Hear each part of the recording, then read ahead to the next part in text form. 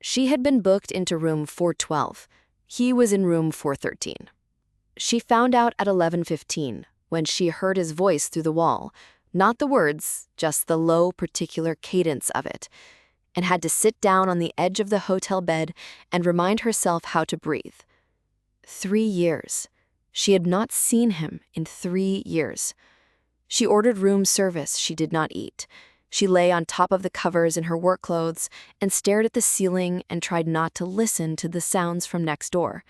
A chair scraping, a tap running, the specific creak of the same hotel mattress as hers, and then quiet. She had been the one to leave. She remembered that clearly. She had good reasons that still made sense to her even now, sitting 4 inches of plasterboard away from him. She had not been wrong to go. She had just never stopped thinking about him. At midnight, she got up and poured herself a glass of water she didn't drink and stood at the window looking at the city below. The streets were still and orange. She thought about knocking on his door, and she thought about not. She was still deciding when there was a knock on hers. She stood completely still for a moment. The knock came again, twice, quiet, unhurried. The knock of someone who had considered it for a long time. She opened the door. He looked exactly the same and entirely different. There were lines at the corners of his eyes she hadn't seen before. He was still wearing his work shirt with the top button undone, and he was looking at her the way he always looked at her, like she was the only complicated thing he had ever wanted to understand. Neither of them said anything for a long moment.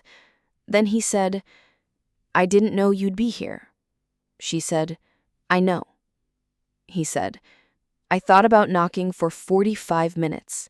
She said, "I know that too." He looked at her. The corridor was empty.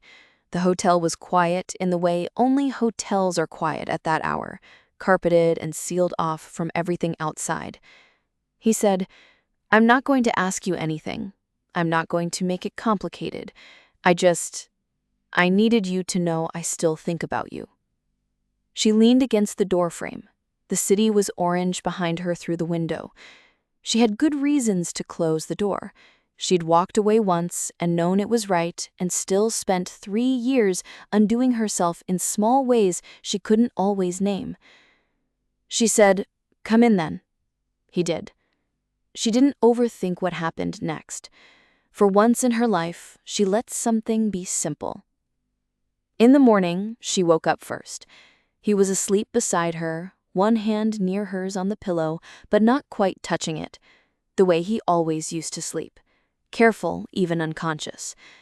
She lay there for a long time and did not move. She did not know what it meant. She did not know if it changed anything.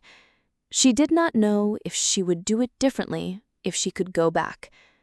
She only knew that for the first time in 3 years, she had slept without dreaming of anywhere else.